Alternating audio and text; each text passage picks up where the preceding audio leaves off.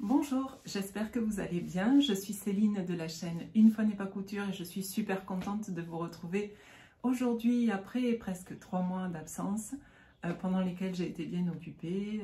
Je suis partie en vacances, j'ai eu beaucoup de boulot et peu de temps pour coudre.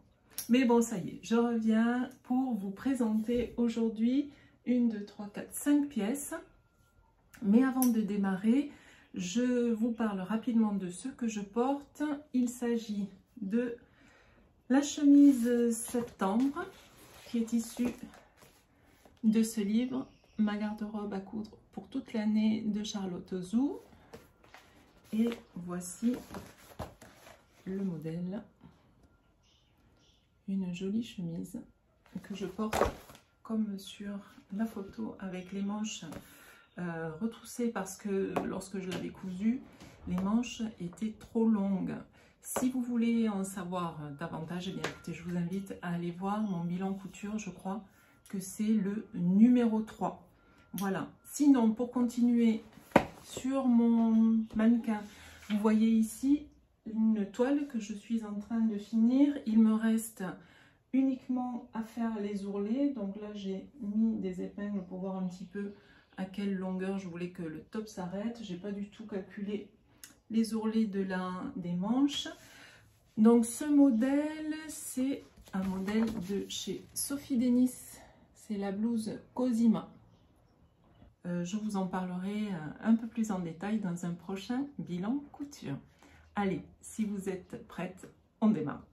Alors, mon premier projet, et d'ailleurs c'est celui qui a déclenché tous les autres, c'est la jupe Ayam Romeo d'Ayam Pattern.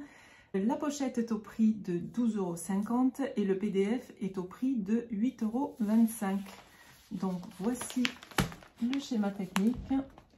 On nous dit: je suis Roméo, une jupe en jean avec une patte de boutonnage sur le devant.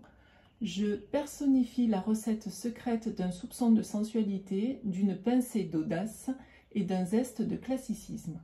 Unique comme vous, je vous suis partout. Donc il s'agit d'un patron qui est proposé de la taille 36 au 46. La stature est d'1,65 m et le niveau de difficulté simple. Les tissus recommandés sont du denim, du chambré, crêpe de Chine. Et on nous dit qu'il est vraiment préférable que le tissu soit extensible dans la largeur. Avec 1 mètre de tissu en laise 140, vous devriez en avoir assez jusqu'au 46. Il faut également prévoir du tissu pour les doublures des poches que vous avez ici. Il faut compter 30 cm en laise de 140. Les marges de couture sont comprises et elles le sont de 1 cm sur le vêtement et de 4 cm sur l'ourlet. Vous allez voir, c'est une jupe, c'est la pièce forte de la tenue. Donc en fait, lorsque j'ai pensé aux autres pièces, j'ai pensé à des pièces plutôt un petit peu plus neutres, un peu plus passe-partout, de façon à ce que ça ne fasse pas trop d'informations au niveau de la tenue. Allez! Sans plus attendre, je vous montre ma jupe. Voilà, voici. Voici le devant.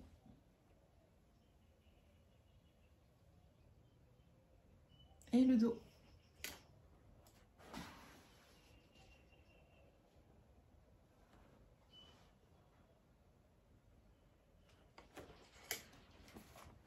Alors, c'est une jupe que j'ai cousue dans un jean brut avec un petit peu d'élastane dans la largeur, si on regarde, vous voyez, et qui vient de chez Spotlight en Australie. C'est un bleu brut, vous voyez. Voilà. Et la laise du tissu était en 150. J'avais payé 14 $, soit à peu près 10 € du mètre. Au niveau des poches intérieures, je les ai faites dans cette cotonnade. Donc c'est une cotonnade toute simple que je réserve à cet usage. La taille réalisée. Alors, c'est une jupe qui est super ajustée et en plus le patron taille petit. Donc en fait je me suis dit, bon, plutôt que de me lancer directement sur le tissu, ce que je vais faire c'est que je vais faire des toiles. Alors j'ai commencé par faire une toile en 44 parce que ma taille habituelle c'est 42. J'arrivais à la fermer, elle tombait bien, etc. Mais enfin, c'était pas le jour où il fallait manger une raclette. Donc en fait, je me suis ravisée, je me suis dit, bon, il faut quand même que ce soit une jupe que je puisse porter tous les jours, que je sois suffisamment bien dedans pour bosser sans me dire, attention, elle me serre ici et ça. Donc j'ai refait une toile en gardant la ceinture en taille 44 et en passant la jupe sur la taille 45. Pour en revenir aux ajustements au niveau de la ceinture, normalement c'est une ceinture en une seule partie. Et lorsque je l'ai essayé, eh bien j'avais un surplus de matière au niveau du creux de la taille. Ça baillait et en fait j'avais 4 cm. En pinçant, j'avais 4 cm de trop. Ce que j'ai décidé de faire, j'ai repatronné une ceinture en me servant des crans de côté. Et j'ai rajouté mes marges de couture d'1 cm évidemment de chaque côté. J'ai fait la même chose ici, ce qui m'a permis de pouvoir ajuster la ceinture au creux de la taille. Pour continuer sur la ceinture, afin de ne pas avoir de surpiqûre à faire, j'ai fait une couture à la main ici. Au niveau de la stature, alors je vous le rappelle pour celles qui découvrent la chaîne, je mesure 1,75 m et la stature de cette jupe est d'1,65 m. Donc au départ, je me suis basée sur une autre jupe de ma garde-robe et je me suis dit, bon ben ok, je vais l'allonger de 9 cm. Et une fois que j'avais tout fait, une fois que j'avais fait les surpiqûres et tout, je la passe et je me dis, ah non, ça fait vraiment trop mémère, c'est trop long. Donc je l'ai raccourci de 4 cm et demi. Hein, ça fait qu'au final, j'ai allongé la jupe de 4 cm et demi pour qu'elle m'arrive exactement sous le genou, hein, qui est la longueur recommandée par Ayam Pattern. Alors, mon expérience couture. Alors avant de coudre cette jupe, j'étais hyper stressée parce que j'avais jamais fait de surpiqûre. Donc je me suis organisée, j'ai sorti mes 3 machines. Je vous explique pourquoi. La première qui est ma Pfaff Smarter 160S, je l'ai sortie et je me suis dit avec celle-ci je vais assembler. Et c'est la machine avec laquelle j'ai débuté. Ensuite j'ai sorti ma Janome, j'ai une Janome Skyline S5 et celle-ci, j'ai mis du fil pour surpiqûre. D'ailleurs, le fil pour surpiqûre, c'est celui-ci que j'ai utilisé, c'est du Gutermann et il est 100% polyester. Et donc, j'ai mis ma Janome avec du fil à surpiqûre au niveau de l'aiguille et une canette avec du fil bleu. Et évidemment, ma surjeteuse qui est une combinée de chez Babylock, la Désir 3, pour surjeter. Concernant l'assemblage, pas de souci, mais le gros défi, c'était les surpiqûres. Alors, pour faire ces surpiqûres, j'ai allongé mon point à 3,5. Au début de la couture et à la fin de la couture, je n'ai pas fait de point d'arrêt. J'ai juste laissé une longueur suffisante de fil pour pouvoir passer mes 2 fils, enfin mon fil d'aiguille en dessous. Et ensuite, je faisais un nœud pour qu'on n'ait pas un gros pâté là en début et en fin de couture. Pour faire les surpiqûres, donc j'ai utilisé, pour faire celle-ci par exemple, j'ai utilisé mon pied à surpiqûre. Vous savez, celui qui a la petite patte là, le guide. Donc je l'ai posé sur la couture et je crois que j'ai placé mon aiguille à 2 mm. Et ensuite, pour celle-ci, j'ai cousu à 6 mm de la première. Donc là, j'ai repris mon pied normal. Ensuite, pour celle-ci. Alors pour celle-ci, ça a été un petit peu plus périlleux parce qu'il fallait quand même bien suivre l'arrondi de la poche. Donc pour ce faire, eh bien j'ai utilisé ce pied-là. C'est le pied pour fermeture éclair normal.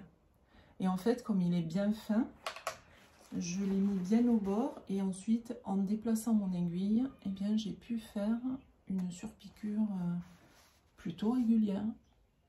Alors ensuite, la pâte de boutonnage. Donc c'est une pâte de boutonnage à même. Alors moi, le souci que j'ai clairement avec les pâtes de boutonnage, c'est que mon tissu gondole. Donc j'ai essayé d'anticiper le problème. Et je me suis souvenu que Elsa d'Urban Fairy, dans un de ses tutos, ou je sais plus, dans une formation, je sais plus exactement où est-ce que j'ai eu l'information, nous disait que pour fixer des pièces lors de la couture, elle utilisait ceci, du Wonder Tape. Donc en fait, c'est exactement ce que j'ai fait. J'ai placé du Wonder Tape tout le long de ma pâte de boutonnage. Ici, on pose une première bande, on enlève une deuxième pellicule blanche et ensuite on peut coller. Et le fait d'avoir fait ça, eh bien, ça m'a permis de faire une surpiqûre en toute sérénité.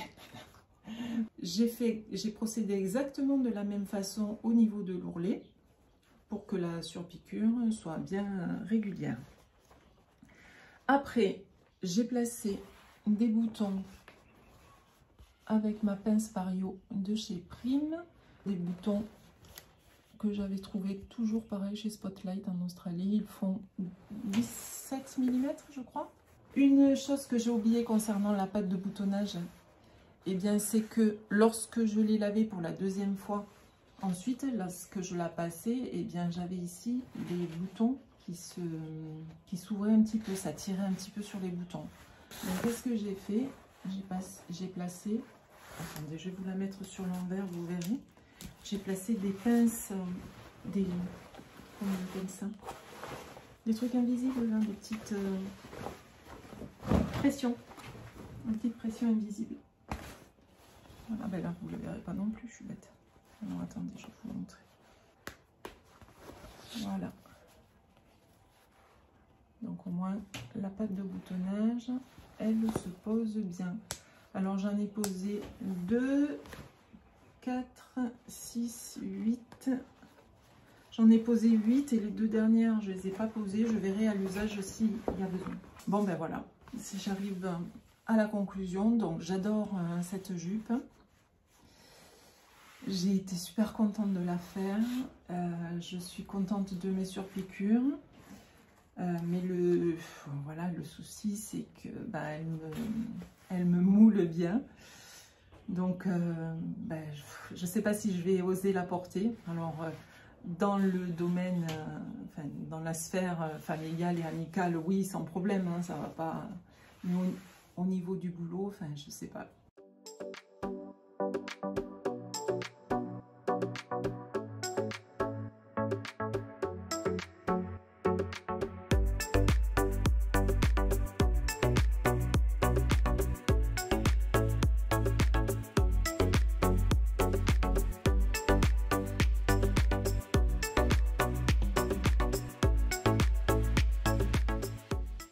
Alors, pour aller avec cette jupe, je me suis demandé qu'est-ce que je pourrais faire d'assez neutre, d'assez simple dans le style et dans la forme. Et j'ai opté pour Dressed, le t-shirt de Direndo. Donc, il est issu de ce livre que vous connaissez toutes. Le livre est à 28 €.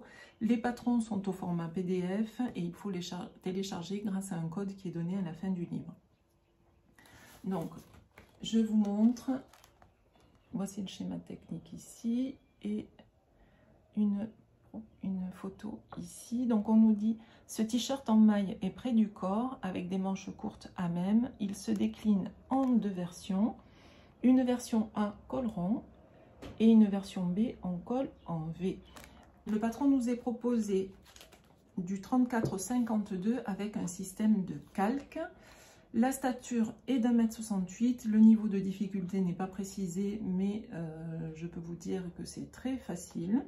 Les tissus recommandés, un jersey ou interlock de poids léger à moyen en coton, lin viscose, lyocell, soie ou laine, et il faut au moins 20% d'élasticité.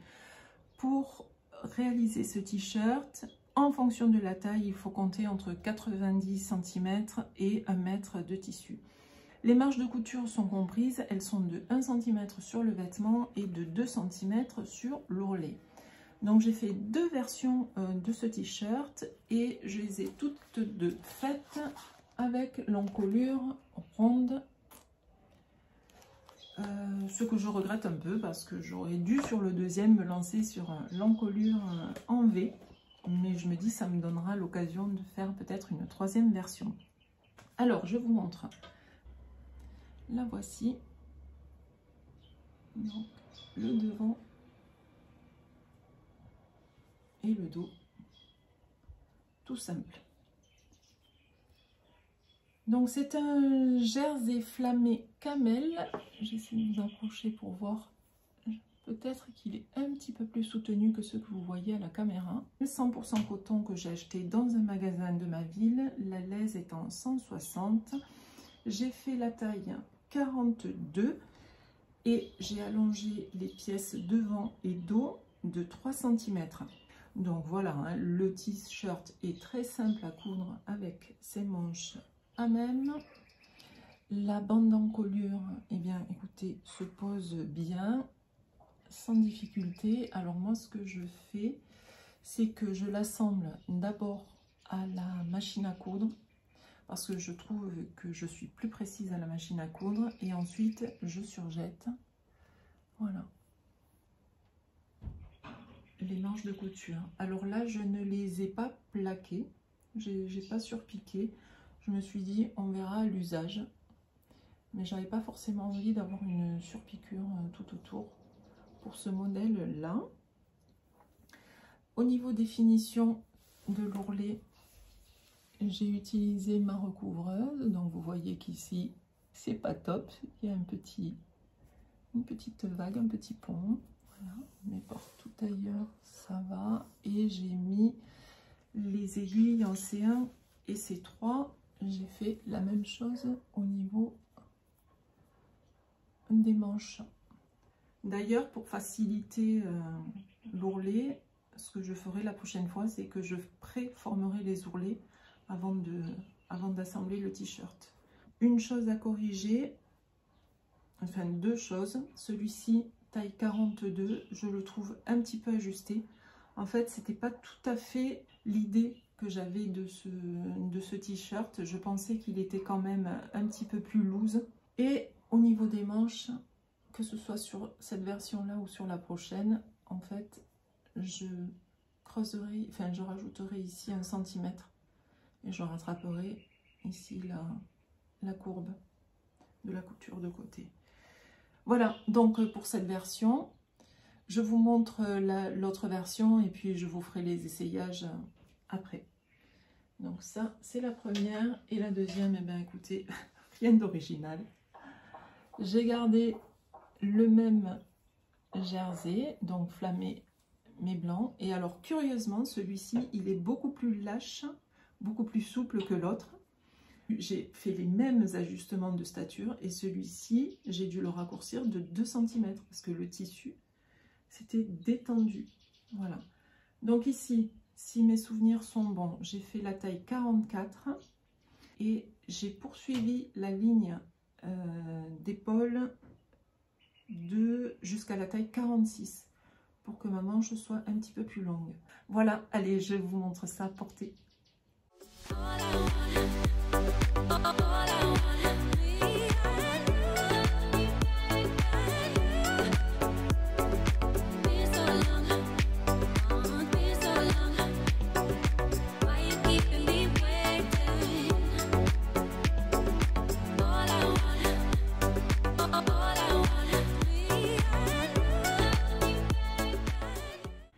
Allez, pour le projet numéro 3, on va rester dans le même livre puisque j'ai cousu le chemisier du livre Drest.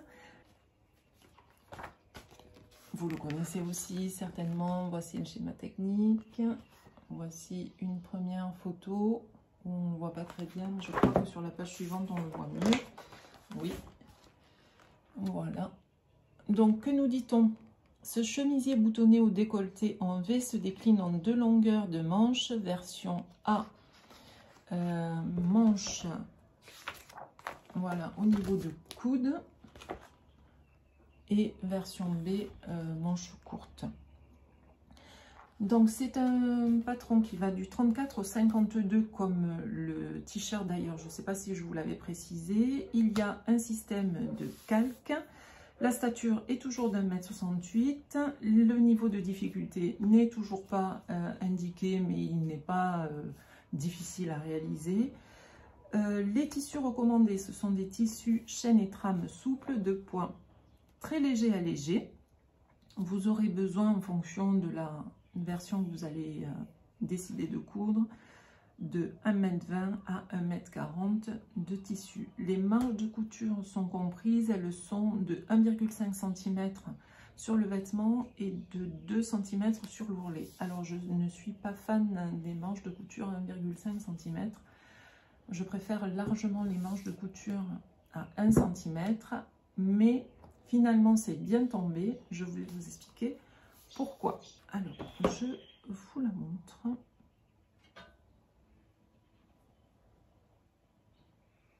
Voici. Oh, il y a un vilain pli là. Le devant. Et le dos.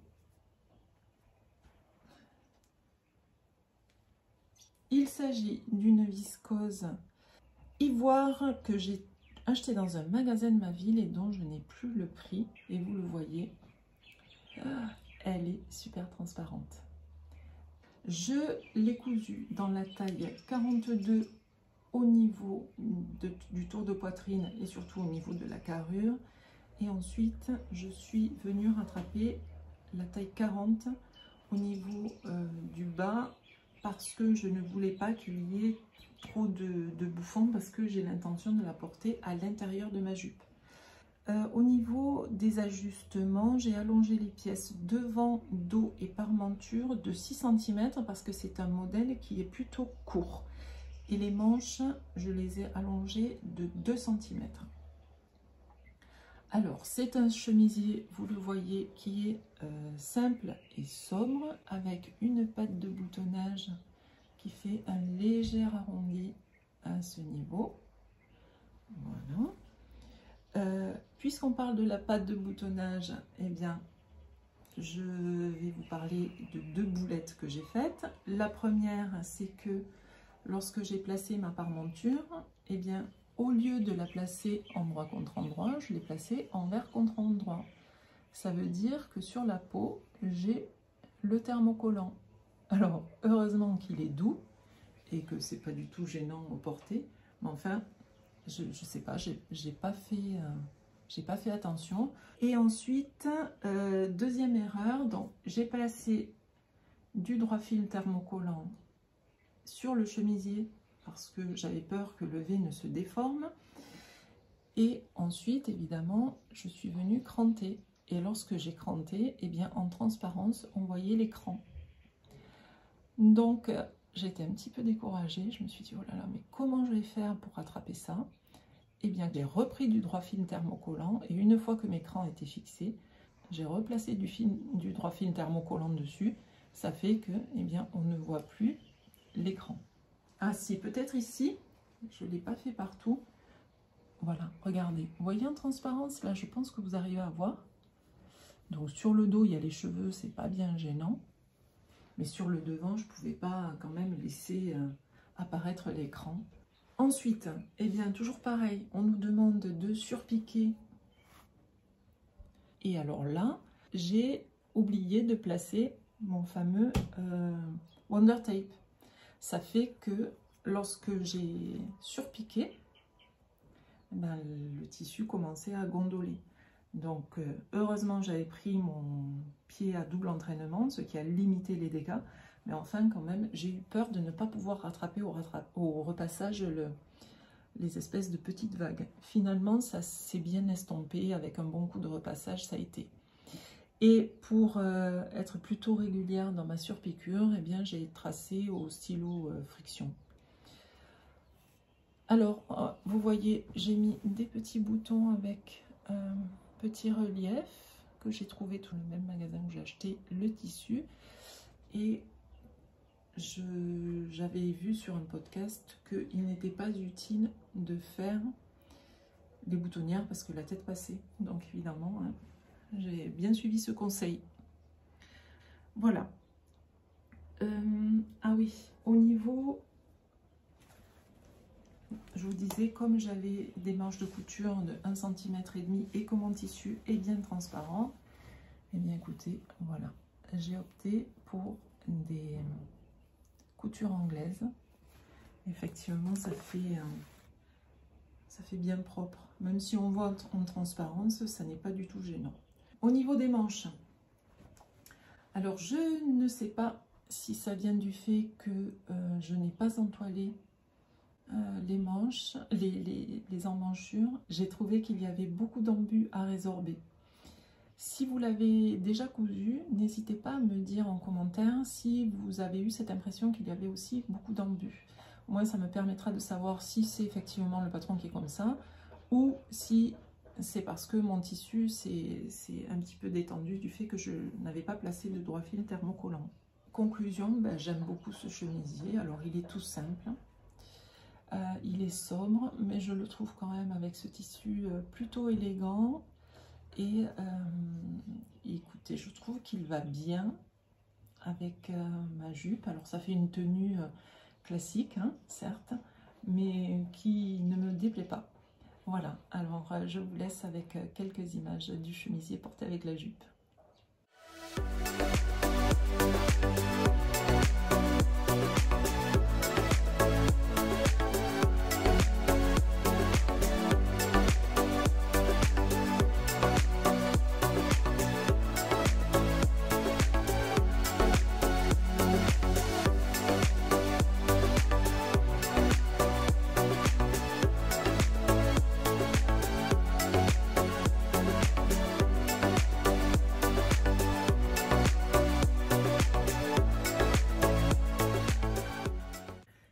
Enfin, voici le dernier projet. Il s'agit du débardeur ou de la robe talisman d'Atelier Scamit. La pochette est au prix de 16 € et le PDF au prix de 10 €. Voici le schéma technique et on nous dit débardeur ou robe sobre mais adaptée à toutes circonstances selon le tissu choisi. Encolure en V sur le devant et en V ou ronde dégagée sur le dos. Doublure partielle ou totale pour une finition fourreau au rendu impeccable, avec ajout d'un ou deux nœuds décoratifs sur la ou les épaules, déclinable en robe élastiquée à la taille, soutien-gorge compatible. C'est un patron qui va de la taille 34 au 48 avec un système de calque. Les mesures du vêtement fini sont précisées, on adore. Les lignes allongées raccourcir ne figurent pas sur le patron, mais j'ai vu que sur le blog de la créatrice, il y a des explications qui nous permettent de placer la ligne allongée raccourcir assez aisément. La stature est d'1,70 m. Le niveau de difficulté, alors c'est un patron qui ne présente pas de difficulté, d'autant plus que le livret technique est accompagné d'un tutoriel vidéo sur la chaîne de la créatrice et qui est très clair et très bien filmé, très pédagogique, que des très parce que vraiment Atelier Scamit c'est une découverte pour moi, mais j'en suis ravie. Les tissus recommandés, évidemment des tissus en chaîne et trame très fluides, de poids très léger. On vous donne même le grammage, on vous dit inférieur à 135 grammes par mètre carré et sans élasticité. Il vous faudra compter entre 1 m et 1,20 m pour la version débardeur et entre 1,50 m et 2,10 m pour la version robe. Évidemment, il vous faudra également prévoir du tissu pour la doublure, qu'elle soit totale ou partielle. Les marges de couture sont comprises, elles sont de 1,5 cm sur les côtés et l'ourlet du bas et de 1 cm sur le reste du vêtement. Moi, j'ai choisi l'option la plus simple, c'est-à-dire l'option en V devant, sans nœud et avec un dos rond. Voilà, et vous voyez, il y a 2 pinces poitrine. Alors, je vous la montre. Voici le devant.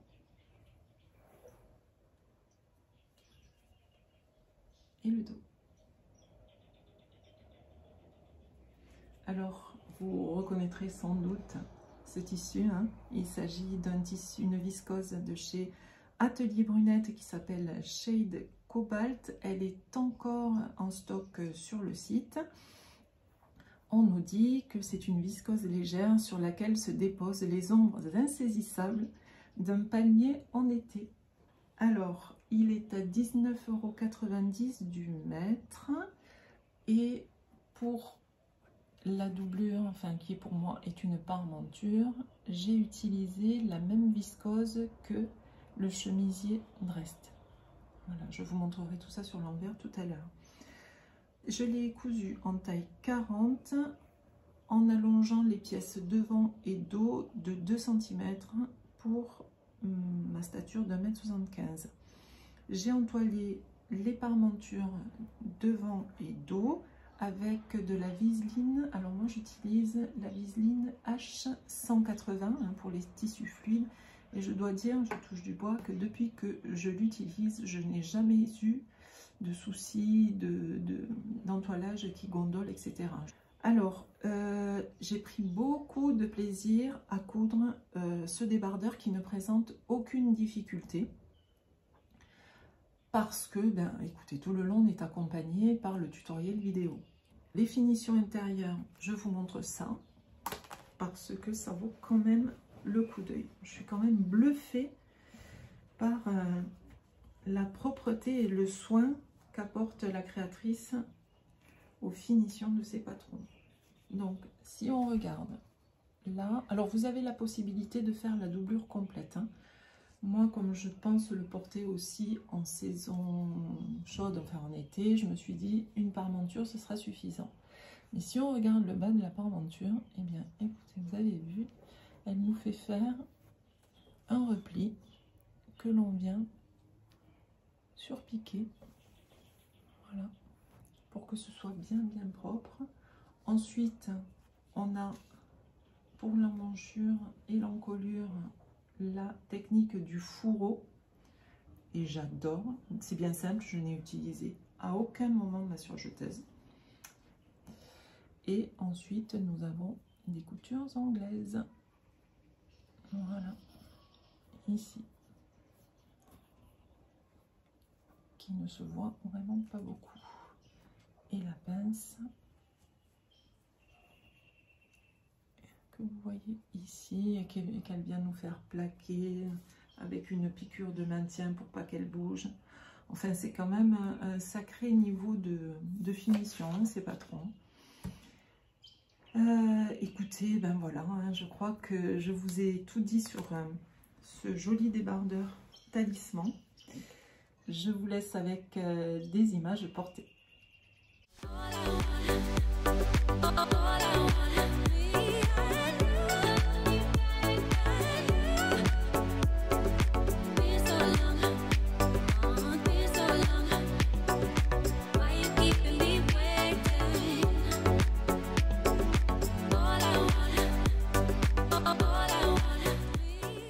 Et voilà, on arrive au terme de ce bilan couture numéro 7. J'ai été super contente, comme je vous l'ai dit, de vous retrouver.